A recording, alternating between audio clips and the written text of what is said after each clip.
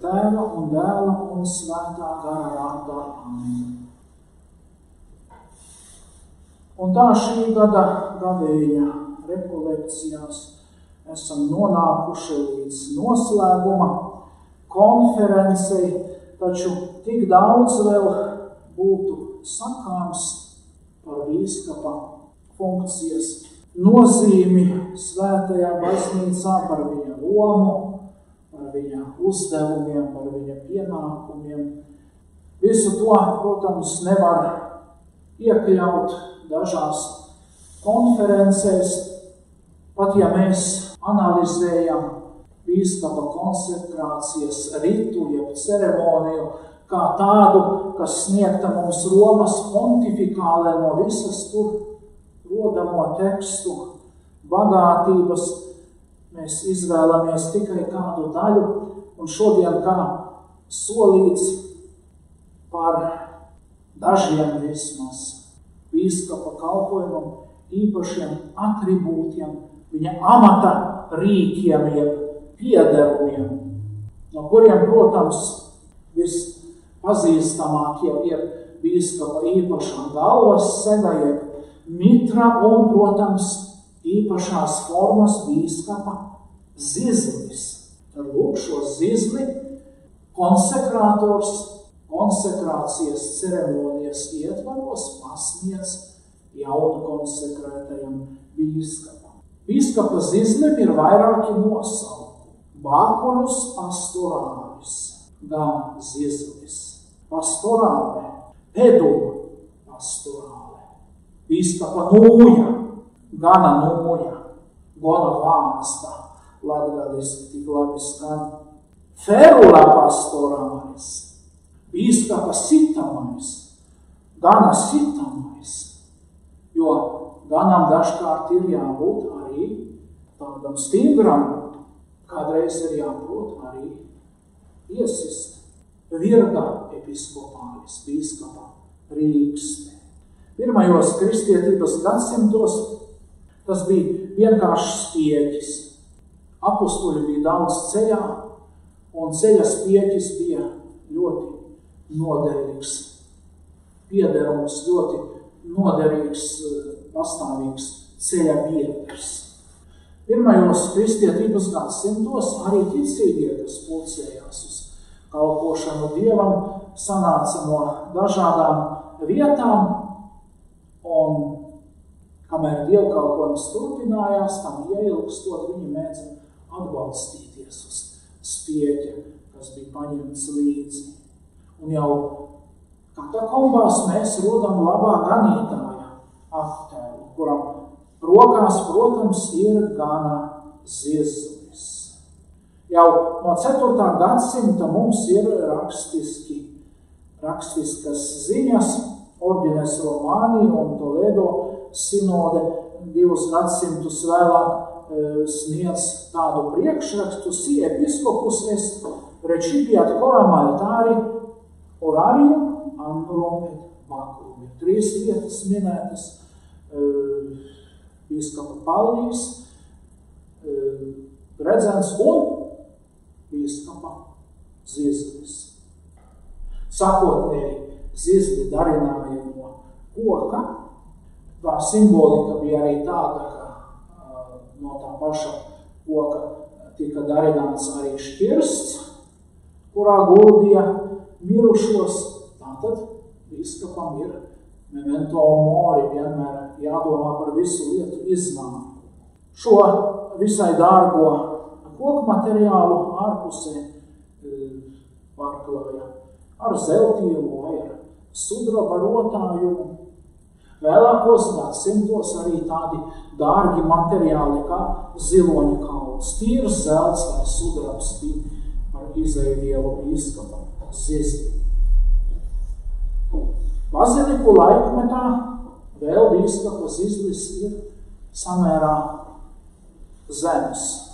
Tā noslēgums ir taisns, un galā ir lode ar krustu, vai arī taupu krustu, T-burta formā, bet ar laiku, jau romānikas laikmetā bīskapa Zizlim parādās šīs izteiktais vītā forma. Latīņu valodā kurvatūra. Tas ir gan tāds viļums, bet patiesībā āķis, ar kuru var aizķert. Un aizķerot ar āķi, var pievilkt sev klāt. Tas ir bīskapa uzdevums, trahere, pievilkt. Vēlākos laikmetos tur bija čūskas galva, tā izliekuma galva. Nozīmē gan to, ka arī paradīzes čūskai, tumsības valdniekam galu galā jābūt pakļautam bīskapa jurisdikcijam, arī viņam nav kur sprukt, kur izvairīties no šīs varas, un arī viņš ir pakļauts, šī paradīzes čūska, vai arī pozitīvi raugoties, otra simbolika ir no evaņģēlija, kur pats pestītājs mudina būt gudriem kā čūska. Vēl vēlākos laikos šis izliekums tika rotāts ar zaļojoša zara motīvu. Tādas kā tikko kā izplaukušas lapiņas. Un arī tam ir sava simbolika jau pie baznīcas tēviem, kuri aprakstot šo trahere, jeb pievilkt, raksta kā gans, lai dabūtu sev to avi, tuvāk, lai pievilkt ar kaut ko, kas avī ir atraktīvs. Tad izplaukst pirmās lapiņas, tad ik viena tāda galotnīte, ik viens tāds zariņš ar zaļumiņu avī ir ļoti pievilcīgs un viņa ļauj sevi pievilkt klāt. Vēl viena simbolika no vecās derības, lai jūs redzētu, es, protams, par katru amatrīku nekomentēšu tik plaši, jo citādi mēs tas ievilksies līdz vēlai naktī, bet vēl viena simbolika ir no vecās derības. Tas ir Ārona zizlis, kurš arī uztur. Vēlākos laikos, protams, ornamentika vairs nebija tik simboliska, vairāk tika pievērsta uzmanība, lai šis bīskapa Zizlis ir pēc iespējas vairāk rotāts ar dažādām ģeometriskām figūrām, ar dažādiem dārgakmeņiem, tur materiāli tiktu kombinēti, tur zeltkaļi un dažādi citādi amatnieki savā starpā sacentās, taču vairs šīs dziļās nozīmīgās simbolikas tik ļoti nav. Jaunāko laiku gana ziržļi parasti ir no metāla, lai būtu izturīgi vai no sudraba vai apsudraboti. Šis gala izliekums mēdz būt arī zeltīts. Un lūk vēlreiz par šī izliekuma nozīmi. Mums ir piemēram atskaņu kronika. Viena no kronikām, kas apraksta norises, vēsturiskās norises Māras zemē, Livonijā. Tā atskaņās dažreiz ietērpa arī instrukcijas un pamācības, un pat kanoniskās tiesības, kas taču ir ļoti precīza un konkrēta disciplīna, arī tos, lai labāk būtu apgūt, atsevišķiem paragrāfiem tika rakstītas pantmērā tā saucamās glossas, un viena no šīm glossām skan tā: in bakuli forma presul datur hectibi norma, atrahe per primum, medio rege, punge per imum, atrahe pecantes, rege justus, punge vacantes, atrahe sustenta, stimula vaga, morbida lenta. Tulkojumā tas nozīmē, to bīskap mācies no sava ziržļa, kāds tas izskatās. Ar galotnīti pievelc sev klāt ticībos. Ar vidējo daļu valdi pār viņiem, vadi viņus. Ar spico apakšējo daļu dažreiz iepraksti viņiem, lai viņiem būtu stimuls, pievelc sev grēciniekus, pulcini tos sev apkārt. Vadi pār labajiem, sodi slinkos, pievelc arī tos, kas maldās, dod atspiesties tiem, kas vāji, un pabiksti tos, kas pūtri. Arī svētījot jau konsekrētā bīskapa Gana Zizli un viņam to pasniedzot, konsekrators lasa lūkšanu, kura ir uzturēta līdzīgā garā. Kur tas viss, kas tikko minētajā glosā, pantiņā ir, šie punkti ir atrodami arī tajā lūkšanā, kura tiek lasīta pirms pastorāla, jeb Gana Zižļa pasniegšanas. Tā kā bīskaps ir neredzamā ganītāja, redzamais vietnieks, un par viņu mēs pirmajā konferencē lasījām, ka apostolis Pēteris raksta, viņš ir tas bīskaps un dvēseļu ganītājs, Kristus. Tad arī redzamajam bīskapam ir šis Gana Zizlis. Parasti tas tiek turēts kreisajā rokā, dodoties pie altāra, ejot prom no altāra, bīskapam rokā Gana Zizlis arī tad, kad tiek svētajā misē pasludināts evaņģēlijs, kad bīskaps administrē svētos sakramentus, iestiprināšanā un priesterības sakramentu dalot, Gana Zizlis tiek lietots, kad bīskaps ņem dalību procesijā, ja viņam rokas ir aizņemtas euharistiskajā procesijā, tad viņam ir pats pestītājs monstrancē rokās, tad piekalpotājs nes arī kaut kur līdzās Gana Zizli. Vienīgi funkcijās par mirušajiem Zizlis netiek lietots. Ja bīskaps vada apbedīšanas ceremoniju vai celebrē rekviema misi, tad tur bīskapa Zizlis lietots netiek, lai savā veidā parādītu, ka tomēr mirušie tā vairs nav bīskapa jurisdikcija, arī, protams, šī sēru noskaņa, kas ir klātesoša. Tieši tādēļ arī lielajā piekdienā Zizlis, kurš tomēr ir arī bīskapa roka, pontifikālajās ceremonijās netiek lietots. Mēs esam raduši redzēt, ka pāvestiem rokā ir cita veida Zizlis, kura noslēgumā ir krusts. Un te pat Vatikāna pazinēji un zinātāji tā īsti nav vienisprātis, jo savu laiku pāvests ir lietojis tādu pašu Zizli kā viesibīskapi ar izlieku.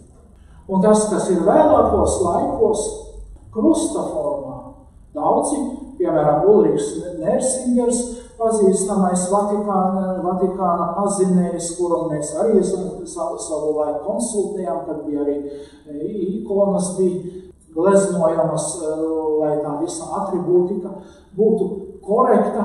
Viņš uzsver to, ka viduslaikos pāvesti ir pārstājuši lietot bīskapa Zizli, lai būtu tā redzama tā viņu universālā jurisdikcija pār visu baznīcu, kura atšķir bijusi no vienkāršiem diecēzes ganītājiem, taču rituāls pāvestam vairāk kārt ir bijis jādod īpaši svinīga svētība, un ko tad viņam dot rokā?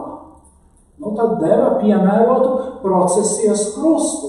Rubrika tā pieprasīja, lai viņam kreisajā rokā būtu Zizlis, kuru pāvesti bija pārstājuši lietot jau krietni sen. No tā laika tie bija krusti. Un īstenībā tikai Pāvila VI pontifikāta laikā, tad, kad otrais Vatikāna koncils bija pilnā sparā, tad viņš saņēma īpašu dāvinājumu no kāda metāla kalēja no Beļģijas vai no Nīderlandes, es neatceros. Un tas tad ir tieši tas, ko mēs redzam fotoattēlos un kinohronikās, gan Pāvila VI, gan Jāņa Pāvila I, gan Jāņa Pāvila II rokās, ar ko viņš bija arī Aglonā 1993. gadā un vispār Latvijā to saudabīgo krusta formu, kura nav īpaši motivējoša, kur pestītājiem ļoti šaurs tas tvēriens ir un kur viņa viss ķermenis norāda uz to, ka viss velti. Tātad, patiesībā nav, ja uzlūkojam mēs to simboliku, mēs neredzam te atvērtību un aicinājumu uz pestīšanu. Tad Benedikts 16. atkal ņēma no tā arsenāla savu priekšteču, tos procesijas krustus, un tad pamīšus lietoja gan vienu, gan otru, un tā. Tā kā ir viedoklis, tāpat pareizi būtu teikt, ka pāvestam nav gana zižgari, ka tie ir procesijas krusti, kurus lieto zižga vietā. Tādi primāta krusti ir arī, starp citu, arī dažiem nozīmīgākiem bīskapiem, arhibīskapiem, patriarhiem, pat pēc reformācijas vēl saglabājušies šur tur Lielbritānijā un Skandināvijā. Tas ir arī tāds zīmīgs ļoti punkts, ka būtu vērts arī zināt un iegaumēt. Bez bīskapiem un pāvesta, protams, dažreiz arī abati lieto, un pat abatises, igumenes lieto savus zižļus, taču tikai tur, kur ir viņu atbildība un viņu funkcija, un tam ir visai ierobežots lietojums. Austrumu Bizantijas rītā, Grieķu tradīcijā, bīskapa Zizlim nosaukums ir paterissa, arī ļoti zīmīgs nosaukums. Tas ir tēva amatrīgs. Bīskapam jābūt tēvišķam. Tas ir tāds līdzīgi droši vien kā Gans, kurš to savu zizli arī ļoti dažādi pielieto atkarībā no apstākļiem, vai pievelk, vai biksta, vai dod atbalstīties. Tā arī tēva amatrīkam arī ir ģimenē dažādas funkcijas, lai uzturētu kārtību. Nākošā lieta, ko bīskaps saņem, tas ir bīskapa gredzens. Bīskapa gredzens, protams, atšķiras no laulības gredzena, atšķiras arī no tām gredzena, ko saņem klostermāsas, saliekot solījumus. Tas ir tas gredzens ar aci. Pāvestam vēl ir īpašais svētā Pētera gredzens. Vecajā derībā gredzenam jau bija ļoti liela nozīme un pazudušā dēla līdzībā, kuru pestītājs stāsta pazudušiem dēlam nākot mājās, tēvs viņam rokās, viņam pirkstā velk gredzenu.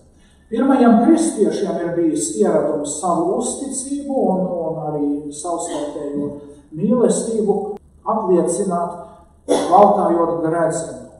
Tā ka dažreiz pat daži baznīcas tēvi bija iejaukušies, jūs netik ļoti skatāties, lai jums būtu tas gredzens, pietiekami dārgs un solīts pirkstā, bet lai patiešām jūsu starpā būtu tie visi tikumi, ko jūs gribat ar tiem apliecināt. Viduslaiku attēlos mēs redzam arī bīskapus ar vairākiem gredzeniem, arī tas ir bijis, protams, tā laika ieradums. Krakovā, Marijas bazilikā ir Vita Štösa darinātais altāris, tur ir Krakovas bīskaps svētais Staņislavs ar vairākiem gredzeniem pirkstā. Tie vairākie gredzeni nav viss kaut kāda izšķērdība, bet arī bīskapam atgādina vairākas lietas, gan viņu uzdevumus, gan tikumus, gan ticību, kas viņam būtu jāpiemīt. Lai gan arī daži citi, kas ir zemāki par bīskapiem, viņiem dažkārt ir privilēģija valkāt gredzenus, viņi to, protams, dara arī tikai ārpus liturģiskām ceremonijām. Es atceros pat kad es biju seminārists, knapi man bija 20 gadu, tad Rīgas seminārā izplatījās mode, visiem bija gredzeni pirkstā, rožakoņa gredzeni speciāli kaut kur pasūtījām. Jo viens no nedaudziem, kuram nebija tādas intereses, un pat Smeltertēvs toreiz vienā konferencē teica, ka viņiem ticīgie prasa, vai semināristi esot sadarināti, kas tas īsti ir ar tiem redzeniem, un tie redzeni pie viņiem bija pastāvīgi, arī viņi piekalpoja katedrālē ar tiem redzeniem, un bija sava veida nesaprašanās, un Smeltertēvs ieteica tomēr tādus rožukroņa riņķus turēt kabatā, nevis vilkt pirkstā. Nākošā lieta, ko bīskaps saņem, tā ir viņa īpašā galvas sega, jeb mitra. Tā ir atšķirīgs izskats. Austrumu ritā ir mitra, kas vairāk atgādina kroni, bet rietumos savā laikā mitra, kas tiek darināta no audekla, un tas audekls tam jābūt arī pietiekami stīvam, parādījās šie ragi vai izcilņi paralēli vienām priekšā un aizmugurē, un pa vidu odere. Un tur tā simbolika, protams, gan jūdu augstā priestera cepure, gan arī sava veida norāde uz kroni. Korona lamina aurea. Tāda bijusi ir Jeruzalemes bīskapam svētajam Jēkabam. Un kā mitra ir gadsimtu gaitā attīstījusies, un kad ir parādījušies īsti tie izcilņi, ragi, kuri ir tik ļoti raksturīgi bīskapam, tas ir tuvāk tad viduslaikiem. Baroka laika mitras aizvien lielākas dimensijās, gan augstumā, gan platumā mēs varam apbrīnot gan muzejos, gan īpaši svinīgās ceremonijās dažkārt bīskapi vēl tās valkām. Bet ar laiku, protams, mēs zinām, tas ir arī senatnē darinātie liturģiskie tērpi, ornāti svētajai miesei. Ja priesterim tajos jājūtas, it kā viņš būtu foliants, kas iespiests divos milzīgos dēļos pa vidu, tad, protams, mērķis nav sasniegts. Un tā arī tāda mitra, ja bīskapam ir jāuzmanās, lai viņš nelaustu kaklu, arī tā, protams, ir pārmērība tās mitras, kurās ir pat metāla plāksnes iemontētas tādēļ, ka citādi tās nestāvētu taisni. Tas arī ir kaut kas, kam vieta ir muzejā. Patiesībā mitrai jābūt ērtai un gaumīgai un pietiekoši arī izrotātai, tā lai tā labi norādītu uz bīskapa funkciju un viņa nozīmi. Bīskaps tradicionālā ritā valkā trejādu mitru, ir viena ļoti grezna, tad otra vidēji grezna un mitra bez rotājumiem, jeb mitra simplex, kurā ir piemēram dievkalpojumos, kam ir gandarīšanas raksturs lielajā gavēnī vai arī bēru gadījumos. Mitra simplex, tātad bez izrotājumiem, tāda rietumu baznīcā ir arī tiem, kas nav bīskapi, bet kas drīkst valkāt mitru, prelāti vai infulāti, mitroforija, protopresbiteri austrumu ritā un tā tālāk. Nākošā lieta, bīskaps tiek nosēdināts tronī. Tronim izvietojums arī ir dažāds austrumu ritā un latīņu ritā. Austrumu ritā bīskaps sēž aiz altāra, dievkalpojuma sākumā dievnamā vidū. Savukārt latīņu ritā bīskapa tronim vieta ir presbitērijā pie sienas.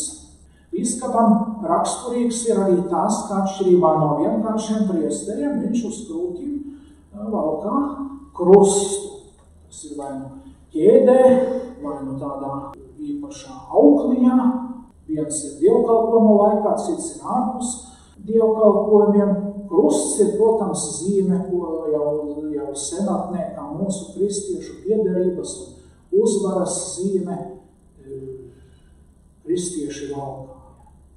Un tur, kur baznīca tiek vajāta, man allaži arī ir stāstījuši tie, kas ir bijuši musulmaņu zemēs. Arī droši vien Irānā kristieši mazākumā esoši, viņi vienmēr centīsies parādīt, kas viņi ir, un viņi neslēps to.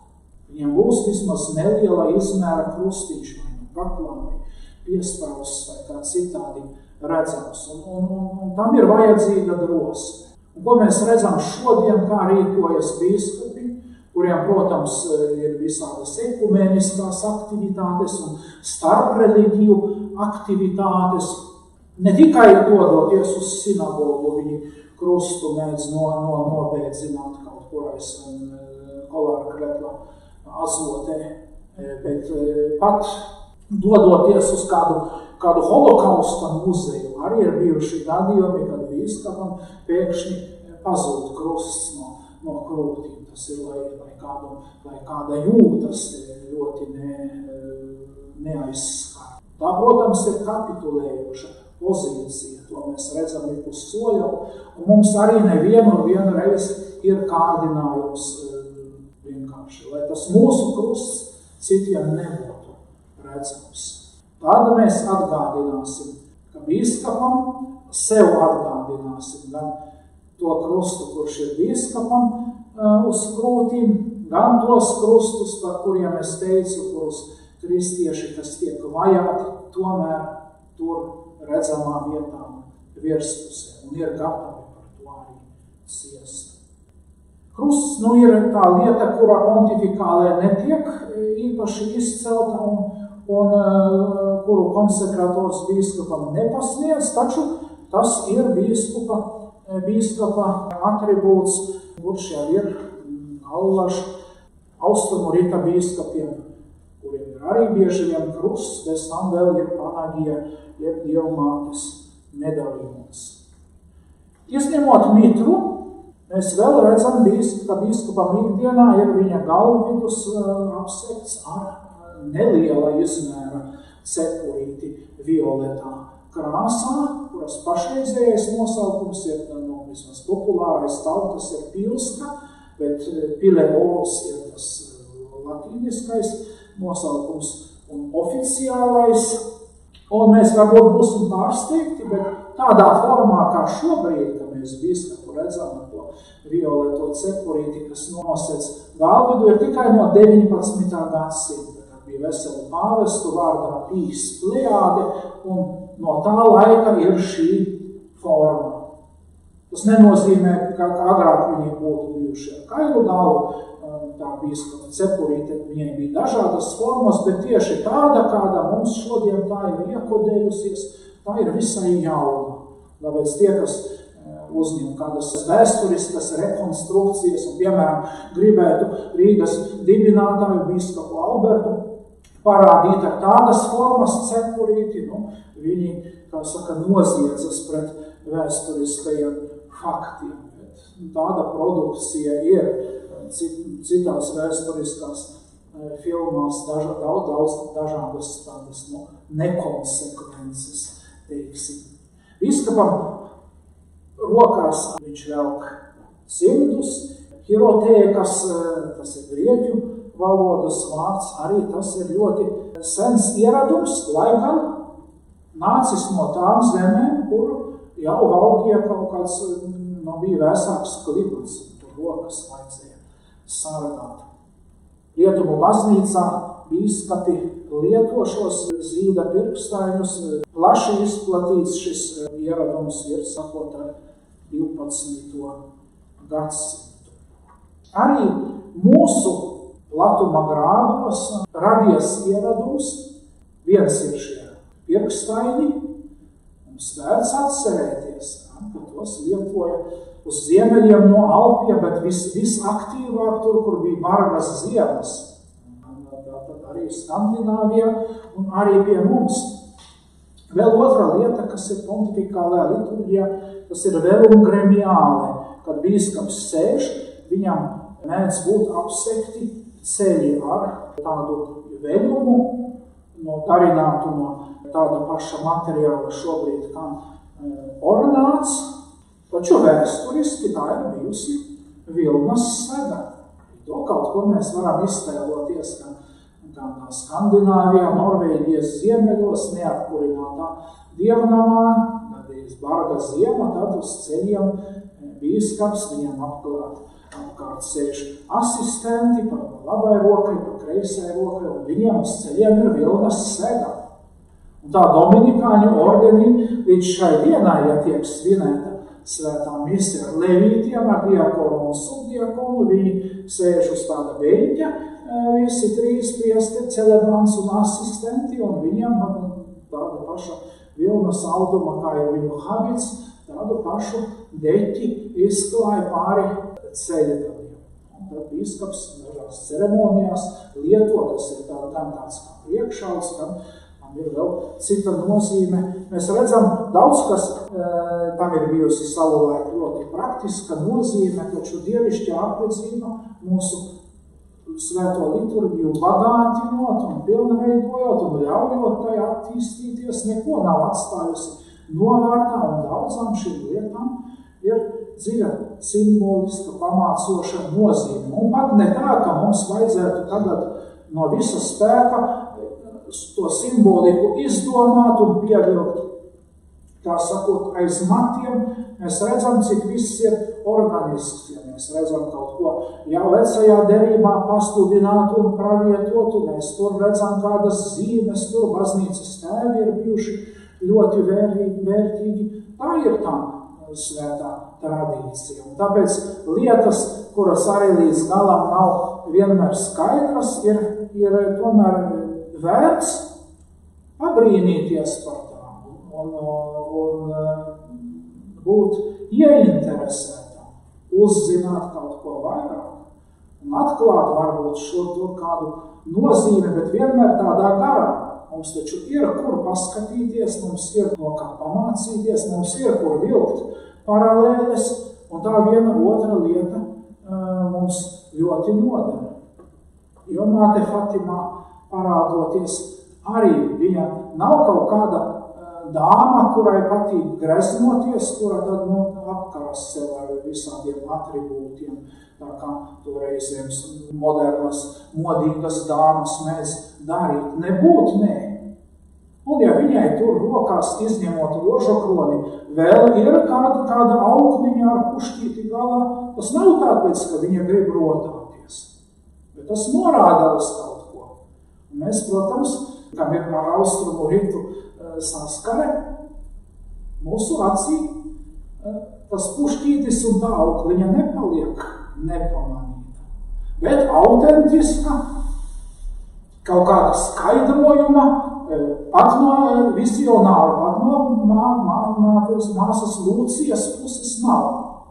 Bet mums ir atļauts raudzīties uz to, brīnīties un saskatīt to, ko varbūt ne katra acs būs tik vērīga, lai saskatītu. Un tam ir sava ļoti dziļa arī garīga nozīme.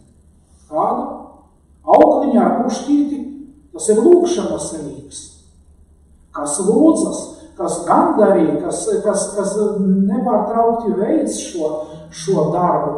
Viņš redzēs, kad jau māte viņu mudina, nepagurt tam.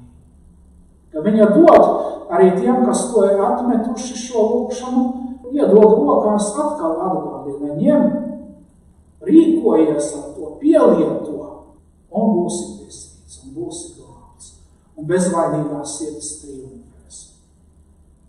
Tādā garā, mīļotie Kristu, es ceru, ka arī no dzirdētā šajās rekolekciju konferencēs mēs sev vienu otru lietu piesavināsim, un tā būs mums arī derīga mūsu izaugsme.